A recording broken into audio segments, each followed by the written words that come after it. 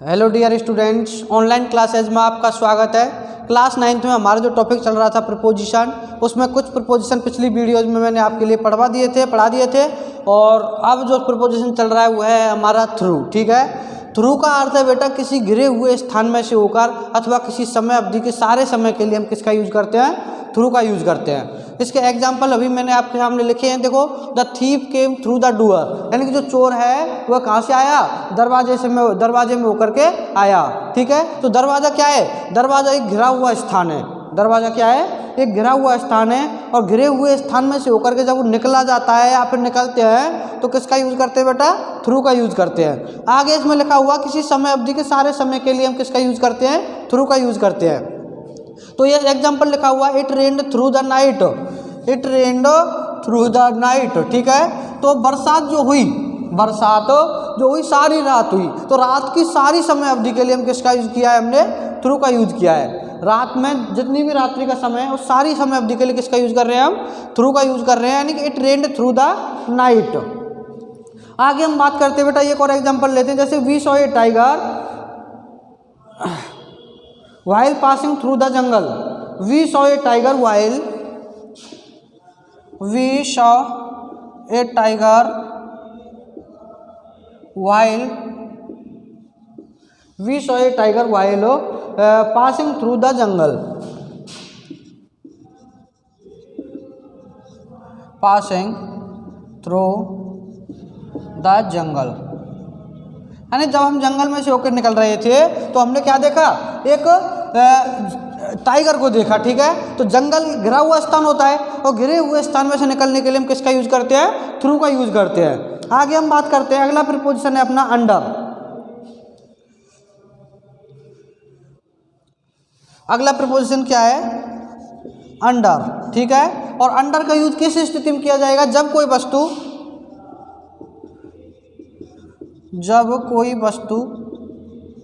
किसी अन्य वस्तु के, जब कोई वस्तु किसी अन्य वस्तु के नीचे हो, जब कोई वस्तु किसी अन्य वस्तु के नीचे हो तथा, जब कोई वस्तु किसी अन्य वस्तु के नीचे हो तथा दोनों की सतह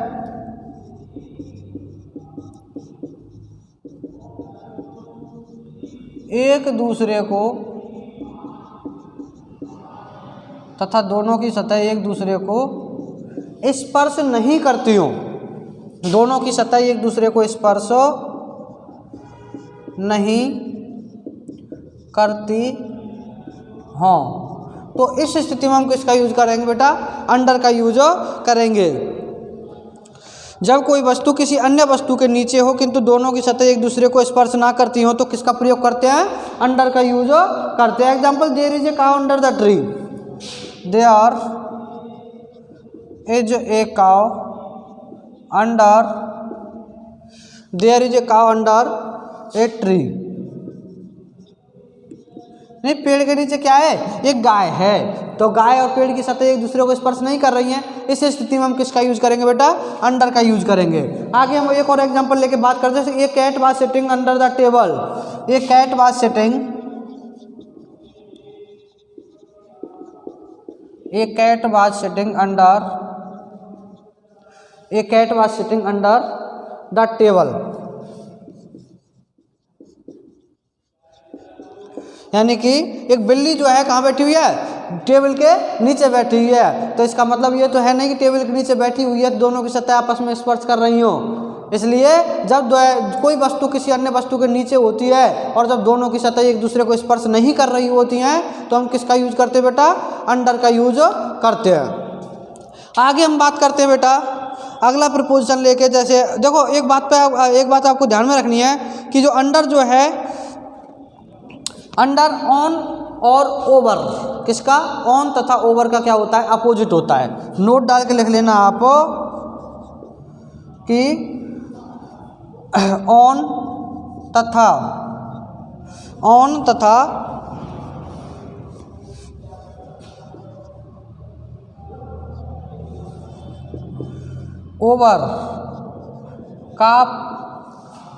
ओवर का प्रयोग ऑन तथा ओवर का प्रयोग अंडर के अपोजिट के रूप में किया जाता है। अंडर के अपोजिट के रूप में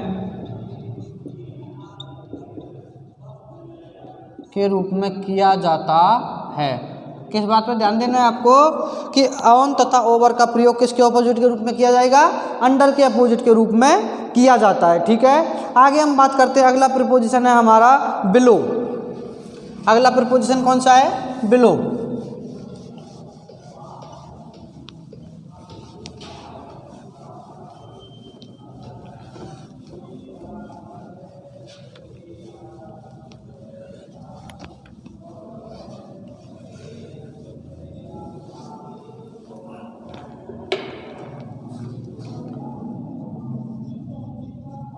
बिलो, और बिलो का शाब्दिक अर्थ आप जानते हो नीचे होता है। बिलो का शाब्दिक अर्थ क्या होता है बेटा? नीचे होता है, यानी इसका अर्थ है नीचे। और इसका जो यूज किया जाता है वह किया जाता है आयु, पद, स्तर आदि में नीचे के भाव होने के अर्थ में। किसमें? आयु, पद। देखो इसका शाब्दिक अर्थ क्या होता है? नीचे। लिखना आपको, इसका शाब्दिक अर्थ प्राय क्या होता है? नीचे होता है। इसका शाब्दिक अर्थ क्या होगा? नीचे होता है। इसका शाब्दिक अर्थ प्राय क्या होता है? नीचे होता है। ठीक है, आगे हमें ध्यान देना है इसमें क्या है कि इसका प्रयोग आयु, पद, स्तर आदि में, इसका प्रयोग आयु, पद, स्तर, इसका प्रयोग आयु, पद, स्तर आदि में नीचे होने के भाव में किया जाता है। आदि के भाव में किया जाता है, ध्यान रखना है आपको। और बिलो का जो यूज किया जाए कब किया जाएगा? इसका शाब्दिक अर्थ होता है नीचे, और इसका प्रयोग किया जाता है आयु, पद, स्तर। आयु, पद, स्तर आदि में नीचे होने के अर्थ में इसका यूज किया जाता है। ठीक है, जैसे मैं लिख रहा हूँ example, I wrote my name below his name, below his name. जैसे कि the river was flowing, the river was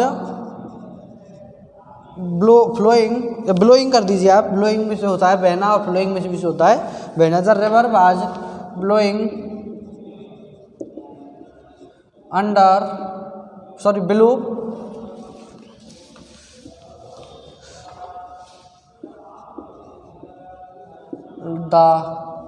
below the danger line, यानी खतरे की जो सीमा है उससे नीचे बह रही है। ठीक है, तो स्तर के लिए हो गया, और पद के लिए हो गया। और आगे हम बात करते हैं इसमें, जैसे शी इज बिलो 19 आयु के लिए हो गया, शी इज बिलो 19। आयु, पद, स्तर आदि में नीचे होने के अर्थ में किसका यूज करते हैं बेटा? बिलो का यूज करते हैं। ठीक है, देखो उम्र में आयु में हो गया वह 19 वर्ष से कम की है। स्तर में हो गया कि जो खतरे की लाइन है, खतरे से बाहर नीचे चल रही है। कौन? जो रिवर है, नदी जो कहाँ कैसे बह रही है? खतरे से नीचे बह रही है, और उस मेरा नाम जो है उसके नाम के नीचे है। मेरा नाम उसके नाम के नीचे। पद, स्तर सभी में मैंने एग्जाम्पल एक एक आपको दे दिए हैं। आगे हम बात करते बेटा, अगला जो प्रीपोजिशन है हमारा वह है बिहाइंड। अगला प्रीपोजिशन क्या होगा? बिहाइंड।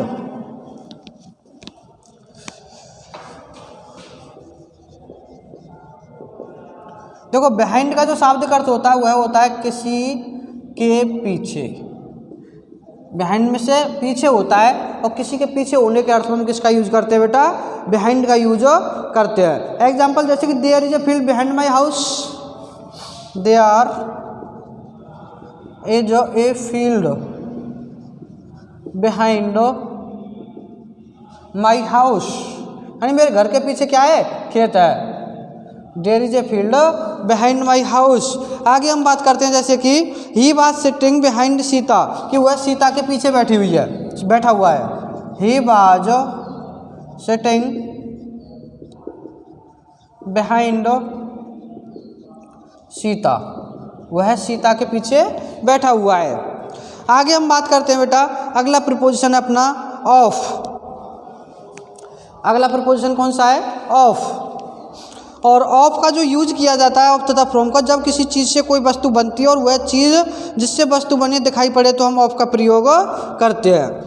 अगला प्रीपोजिशन क्या है? ऑफ है।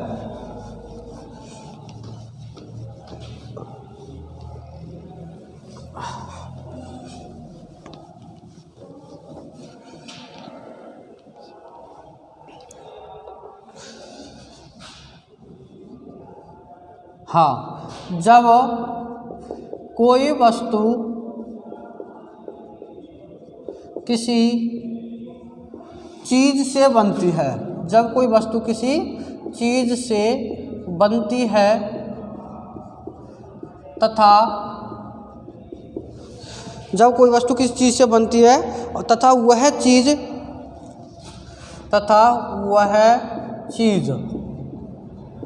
जिससे वस्तु बनी है, इसको कोष्टक में रखना है आपको, तथा वह चीज़ जिससे वस्तु बनी है दिखाई पड़े, दिखाई दे तो ऑफ का यूज करते हैं, ऑफ का यूज करते हैं। ठीक है। हाँ, हमें ध्यान क्या देना है कि जब कोई वस्तु किसी चीज़ से बनती है तथा वह चीज़ जिससे वस्तु बनी है वह दिखाई दे। चीज़ कौन सी? जिस चीज़ से, जिस धातु से कोई वस्तु बनी है वह धातु दिखाई दे तो हम किसका यूज करेंगे बेटा? ऑफ का यूज करेंगे। जैसे कि माई cap is made of wool, my cap is made of wool. ठीक है, मेरा जो कैप है वह ऊन से बना है, ऊन दिखाई दे रही है तो किसका यूज किया हमने? ऑफ का यूज किया है। जैसे your table is made of iron, your table is made of iron, यानी कि टेबल किससे बनी है? लोहे से बनी है, लोहा दिखाई दे रहा है तो इस स्थिति में किसका यूज करेंगे बेटा? ऑफ का यूज करेंगे।